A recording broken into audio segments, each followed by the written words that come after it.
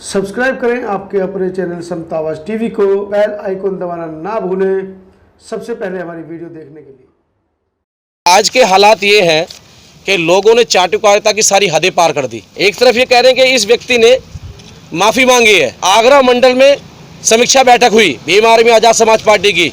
इस व्यक्ति ने वहाँ जाकर के हिस्सा लिया, जुड़ा, और चंद्रशेखर ने इन लोगों से पैसे लिए, क्योंकि ये बहुजन समाज पार्टी के द्वारा इन्होंने पैसे कमा करके धन्ना सेठ बने ये लोग, और वहाँ जाकर के इन्होंने चंद्रशेखर को लाभ पहुँचाने का काम किया। और यहाँ इन लोगों ने बहन कुमारी मायावती जी झंडे जलाए। बहुजन समाज के मूवमेंट को कुछ असामाजिक तत्वों द्वारा ख़त्म किया जा रहा है, जिसमें से वो बहुजन समाज के ही लोग हैं। अभी बीते दिनों जिला आगरा में बहुजन समाज पार्टी के झंडे जलवाए गए। उस झंडे में मान्यवर काशीराम साहब, बाबा साहब के फ़ोटो थे। मेरा एक सवाल उन लोगों से है जिन लोगों ने मान्यवर काशीराम साहब के मिशन के झंडे जलाए।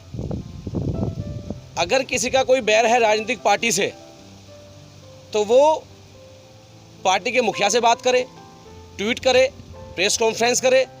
लेकिन अगर बहुजन समाज पार्टी के झंडे जलाए जाएंगे तो बहुजन समाज पार्टी किसी एक व्यक्ति की नहीं है।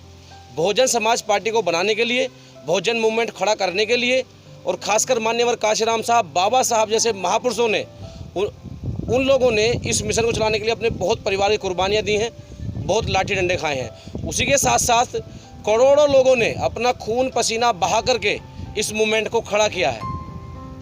ये बड़ी दुख की बात है कि बाबा साहब ने कहा कि मुझे पढ़े लिखों ने धोखा दिया, और उनके सामने भी उन्हीं के पीए असगोलकर जैसे लोगों को खड़ा करके मान्यवर साहब को क्षति पहुंचाना काम किया। उसके बाद जब काशीराम साहब ने मिशन खड़ा किया तो 1986 में बाम साहब के टुकड़े किए गए, वो भी उन्हीं के साथ के लोग थे।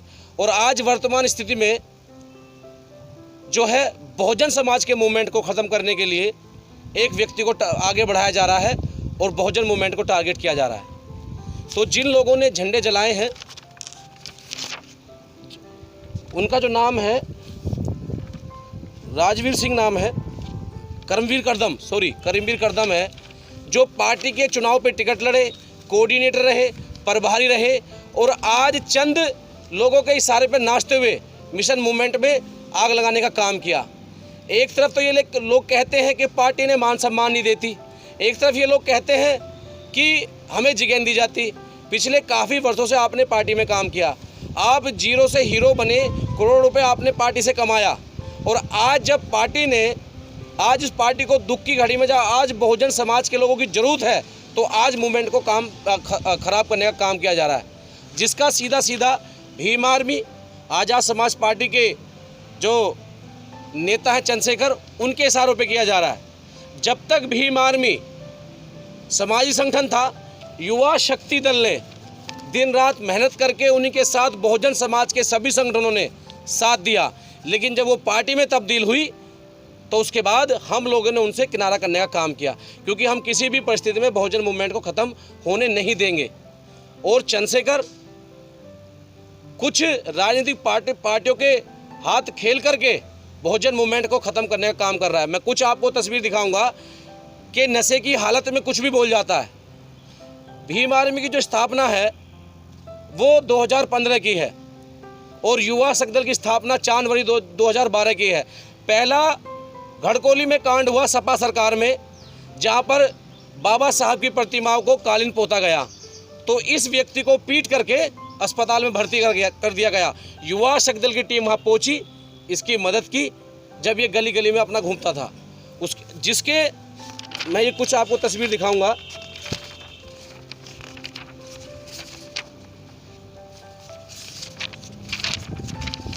ये देखिए, ये पहला वो आंदोलन है सहारनपुर की धरती पे, पीछे घड़कोली बोर्ड है, और ये हम लोग प्रदर्शन कर रहे हैं।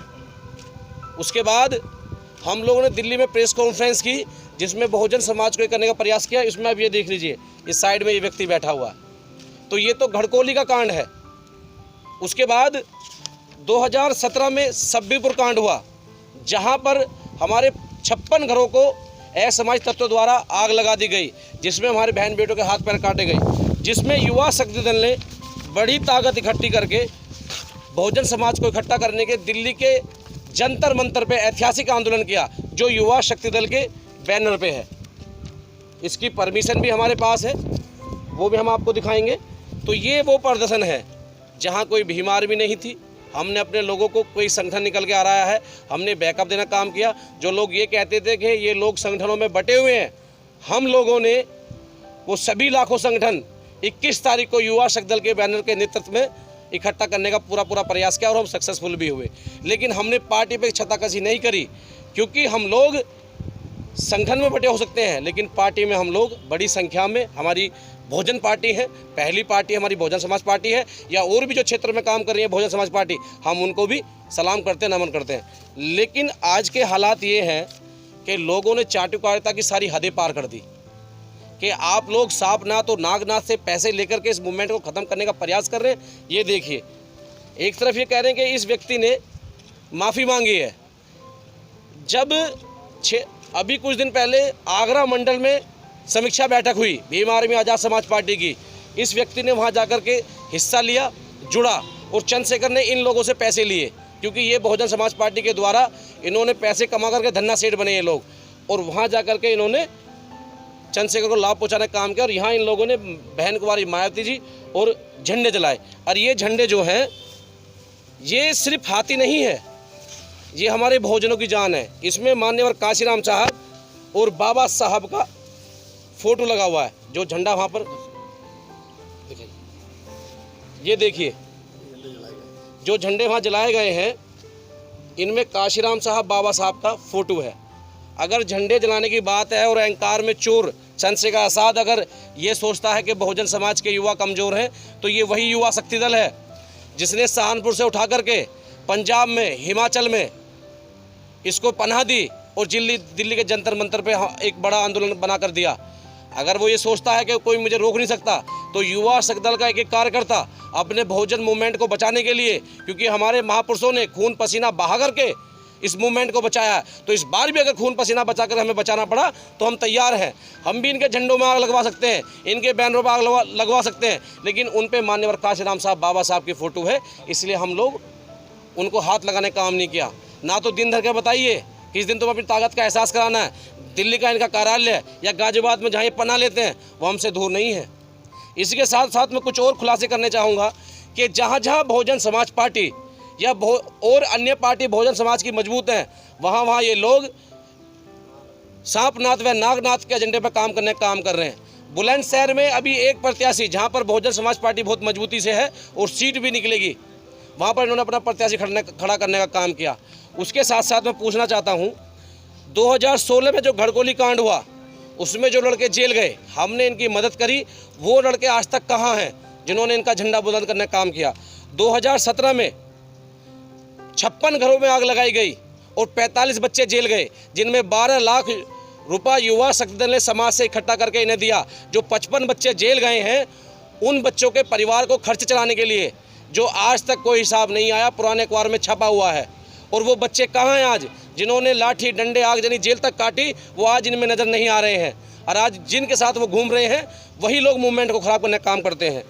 उसके बाद रविदास आंदोलन हुआ, हम लोगों ने लाठियाँ खाई, हम पे लाठीचार्ज की गई 19 तारीख को। और जब 21 तारीख को पूरे देश के बहुजन समाज ने वो आंदोलन खड़ा किया, तो 96 बच्चे इसकी गलतियों के कारण जेल गए, जिसमें आज इन्होंने कहा कि उन बच्चों का हम केस लड़ेंगे। कितने बच्चों के पास ये गए और कितने लोगों को इन्होंने मदद करने का काम किया। उसमें बहुत मोटा पैसा NRI माध्यम द्वारा आया कि भीम आर्मी के लिए कि आप उन बच्चों की मदद करो। कितने बच्चों की इन्होंने मदद करी, आज तक खुलासा नहीं हुआ। बहरहाल सरकार ने वो मुकदमे वापस लिए। उसके बाद 2 तारीख का आंदोलन, महाऐतिहासिक आंदोलन हुआ। इनके पदाधिकारियों ने प्रेस कॉन्फ्रेंस की और ये कहा कि 2 तारीख के जो 13 बच्चे शहीद हुए हैं, हम उनकी आर्थिक मदद करने का काम करेंगे और उनके केस लड़ने का काम करेंगे। एक भी बच्चे की इन्होंने आर्थिक मदद नहीं की। युवा शक्ति दल ने तो दलित महापंचायत करके कॉन्स्टिट्यूशन क्लब दिल्ली में मदद करने का काम किया। जो इन्होंने वादा किया लोगों से कि हम केस तुम्हारे फ्री लड़ेंगे, एक अपना पैनल बनाएंगे, वो पैनल आज भी कहीं ज़मीन पर नज़र नहीं आया, वो सिर्फ मीडिया की सुर्खी बन के रह गया। उसके बाद NRC का आंदोलन हुआ। पूरे देश के जागरूक लोगों ने, बुद्धिजीवी लोगों ने, मेरे मुस्लिम भाइयों ने डट करके एक दूसरे का साथ दिया। उसमें जो बच्चे शहीद हुए, इन्होंने press conference Delhi press club में करके ये कहा कि हम उन बच्चों की मदद करेंगे और उनको हम एक पैनल बना करके वकीलों का उनका केस लड़ने काम करेंगे। एक भी बच्चे के पास ये नहीं गए और जिन्होंने कहा निःशुल्क हम लोग इनकी मदद करने का काम करेंगे, केस लड़ेंगे, कुछ नहीं हुआ। मुस्लिम समाज को गुमराह किया जा रहा है, उनको बेचा जा रहा है। उसके बाद सब्बीपुर के घड़कोली के 1-1.5 साल बाद सब्बीपुर के प्रधान सोनू की खुदकुशी हुई, आत्महत्या हुई। जिस जिले से बड़े बड़े नेता निकलने का प्रयास कर रहे हैं, जिस जिले में युवा शक्ति दल ने 2 बार ट्रक भर के राशन भेजा, जिस जिले में 12 लाख युवा शक्ति दल ने पैसे भेजे कि 55 घरों को तो उन्हें दिया जाए जो बेचारे वहाँ जले हैं और 45 बच्चों को उन्हें दिया जाए जो केस में गए हैं। 1 रुपया भी उनके परिवार वालों के पास नहीं पहुँचा। मैं कितनी बार इनसे मांगता रहा कि वो हिसाब दे दीजिए, वो उन लोगों को नाम उजागर कीजिए। अगर वो पैसा उनके पास पहुँचता जिसमें NRI लोगों ने फंडिंग की हर घटना पर, और ये आज तक उनसे मिलने नहीं गए, उनसे बात करने नहीं गए। और सहारनपुर के आज भी कितने पीड़ित लोग मुझे फ़ोन करते हैं कि कोई आंदोलन होता है, तुम्हें पूरे देश में आंदोलन नज़र आता है लेकिन सहारनपुर का आंदोलन नज़र नहीं आता, क्योंकि वहाँ इनकी करनी कथनी में अंतर है। वहाँ इनके गड़े मुर्दे खड़ेंगे, वहाँ लोग उनमें जूता मारने का काम करेंगे, इसलिए वहाँ से फरार रहते हैं। उसके बाद 8वीं बहुत बड़ी घटना, इनके पदाधिकारी की रहस्यमयी हत्या हो गई। कमल वालिया जो इनके पदाधिकारी हैं, सचिन वालिया की हत्या हुई। उसमें इन्होंने कौन सा आंदोलन किया जेल से आने के बाद में? उस मौत का आज भी खुलासा नहीं हुआ। ये सवाल मेरा वर्तमान सरकार से भी है कि जो बबलू कुमार SSP वहाँ पर थे कि उस हत्या के पीछे किनका हाथ है, इन्होंने आंदोलन क्यों नहीं किया? क्योंकि उस आंदोलन में इनकी कोई मिली भगत या उस हत्या में कोई इनकी मिली भगत थी, कहीं इनके राज खुल ना जाए, इसलिए उन्होंने आंदोलन नहीं किया। उसी के साथ महाराष्ट्र से लगभग 6 लाख रुपया ये लोग लेकर आए।